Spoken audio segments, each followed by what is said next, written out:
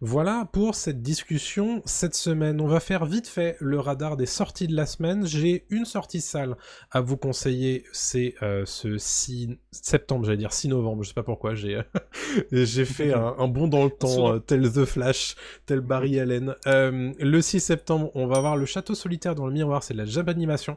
Le pitch, c'est le miroir dans le chambre d'une jeune fille qui se met à scintiller un jour, et quand elle le touche, elle traverse ce miroir et elle va découvrir un univers de contes de fées avec un loup qui lui la met au défi, et elle aura 1 an pour réaliser ce défi. Ça a l'air Ok. sympathique, ça arrive en France via Eurozoom, qui est pas le premier pour diffuser de la Japanimation en France, et souvent ils ont du bon goût. Donc honnêtement, moi j'irai voir ça en salle, puisque j'ai pas grand chose à aller voir en salle en ce moment, et ça me manque un peu. Euh, Tu peux rappeler le nom ouais, ça du... s'appelle Le Château Solitaire dans le Miroir, et ça sort le 6 septembre au Alors, cinéma. on dirait un titre généré par un Un peu. générateur de noms d'animés random. Un peu. Mais, Je pourrais mettre ce que tu veux dedans. mais j'irai le voir, et je vous dirai ce que ça donne peut-être la semaine prochaine si ça sort sur Tour déjà. Oui, Et oui. voilà, parce que ça c'est un autre problème. En streaming, on a la saison 5 et la saison finale de Top Boy sur Netflix le 7 septembre. Prochain, c'est toujours une saga sur le crime londonien, et c'est une série qui avait été ressuscitée par Netflix après 2 saisons sur Channel 4, et en 2019 ils avaient lancé la saison 3, et voici la saison 5 du coup, qui est la dernière. À voir si vous aviez déjà vu les 4 premières saisons. Sur Prime Video, vous avez Sentinelle, une on va dire une série humoristique campée par C'est un film, c'est Jonathan un film. Cohen. C'est un film humoristique campé par Jonathan Cohen. Ça sort le 8 septembre sur Prime Video, et le pitch, c'est François Sentinelle qui mène une double vie.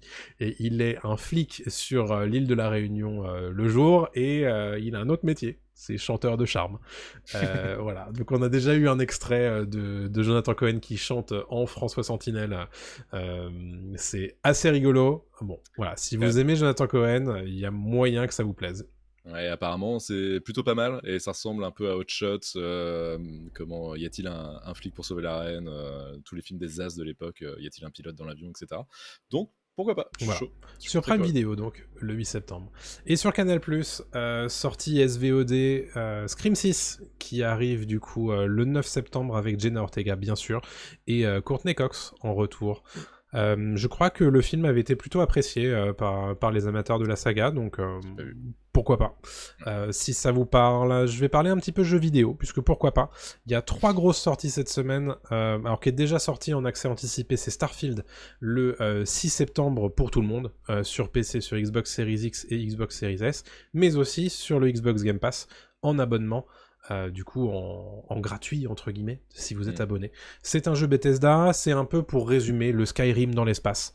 Les critiques sont pas forcément dithyrambiques, donc renseignez-vous peut-être sur le jeu avant de l'acheter, mais vous pourrez le tester si vous êtes abonné Xbox Game Pass sans surcoût du coup. Donc pourquoi pas. Le 6 septembre également, et ça pour le coup je peux vous le recommander, c'est Baldur's Gate 3 qui sort sur PlayStation 5. C'est déjà sorti sur PC début août. C'est un jeu de rôle sur ordinateur, typique un petit peu de l'ancienne garde en fait. C'est un studio qui s'appelle Larian Studio, qui est auteur de Divinity Original Sin 1 et 2, qui reprend un petit peu ce moteur là et qui fait un troisième épisode à Baldur's Gate. C'est dans l'univers de Donjons et Dragons, et c'est incroyable. En fait, on a rarement fait un RPG avec autant de soins Et d'amour. récemment, et pour les amateurs de Donjons et Dragons et pour les amateurs de RPG, c'est un incontournable absolu. Voilà, je vous en reparlerai certainement dans une reco prochainement. Mais j'ai déjà fait 20 heures de jeu en une semaine, donc Ah, bon, voilà. pas mal. C'est pour vous dire. Et dernier, alors c'est rien à voir, c'est NBA 2K24 qui sort le 8 septembre également, un petit peu partout. Comme toujours, c'est la mouture du jeu de NBA. Avec la licence officielle, voilà, sur PS5, sur Xbox Series, sur PC j'imagine, enfin bref, un petit peu partout. Attention par contre, beaucoup de microtransactions dans les précédents épisodes, donc faites attention si vous êtes assez friand de ce genre de truc, puisque ça peut vite chiffrer. Ouais. Voilà pour le radar des sorties